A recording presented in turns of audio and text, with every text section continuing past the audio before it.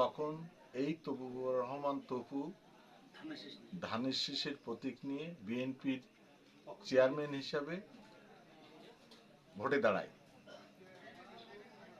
এবং শেষ সময় পর্যন্ত এই আগামী দুঃসময়ের শেষ সময় পর্যন্ত সে বিএনপির চেয়ারম্যান পদপ্রার্থী হিসাবে ছিল এবং আদ্যপদি পর্যন্ত সে বিএনপির নিবেদিত কর্মী হিসাবে মাঠ পর্যায়ে কাজ করে যাচ্ছে।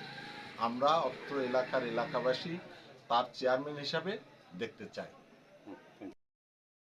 দেরিপাড়া বাড়ি 11 নম্বর আব্দুলপুর ইউনিয়নের তবিবুর ভাই তবু ভাই বিগত দীর্ঘদিন ধরে বিএনপি দল করে এবং যখন আওয়ামী লীগের দুঃসহ সময় তখনও উনি ধানের শীষ মার্কা নিয়ে বিএনপির ছিল চেয়ারম্যান ক্যান্ডিডেট ছিল। এ পর্যন্ত বিএনপির হাল ধরে আছে। উনি বিএনপির ভালো মন্দ সবসময় এখন পর্যন্ত আছে। আমরা আব্দুলপুর ইউনিয়নের চেয়ারম্যান ক্যান্ডিডেট হিসাবে তবুবুর রহমান তবু ভাইকে ধানের শীষ মার্কায় চেয়ারম্যান হিসাবে দেখতে চাই।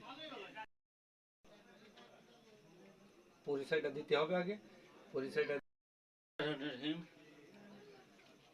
প্রিয় 11 নম্বর আব্দুলপুর ইউনিয়নবাসী, আসসালামু আলাইকুম। আমি মোহাম্মদ তবিবুর রহমান তপু। আমি বিগত 2016 সালে যখন দল থেকে সিদ্ধান্ত হয় যে ইউনিয়ন পরিষদ নির্বাচন করতে হবে, তখন এই ইউনিয়নের বহু নেতা ছিল, তারা কেউ নির্বাচনে আসেনি। তাদেরকে বলার পরেও তারা নির্বাচনে আসেনি বা বিভিন্ন অজুহাত দেখায় তারা নির্বাচন থেকে দূরে সরে থাকে। কিন্তু আমি সোরাব ভাইয়ের অনুরোধে বা সোরাব ভাই বললো বা আমি করার পরে সোরাব ভাই বললো যে ঠিক আছে তুমি নির্বাচন করো।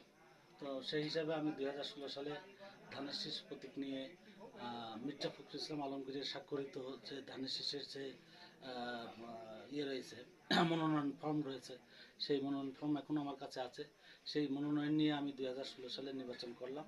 নির্বাচনে আমার কাছে আমাকে সবাই বলল যে আপনি ফিল্ডে যদি থাকতে পারেন তাহলে সেটাই আমরা বিজয় হিসেবে মনে করব।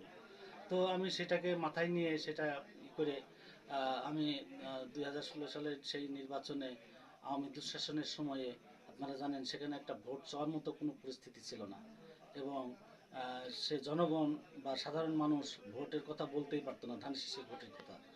তো আমি সেই দুঃসময়ে ধানের শীষ নিয়ে দাঁড়ালাম এবং সন্ধ্যা পর্যন্ত, ওই দিন ভোটের দিন সন্ধ্যা পর্যন্ত ফিল্ডে ছিলাম। আমাকে বলা হয়েছিল যে তুমি সন্ধ্যা পর্যন্ত টিকতে পারলে আমরা তোমাকে মনে করবো যে তুমি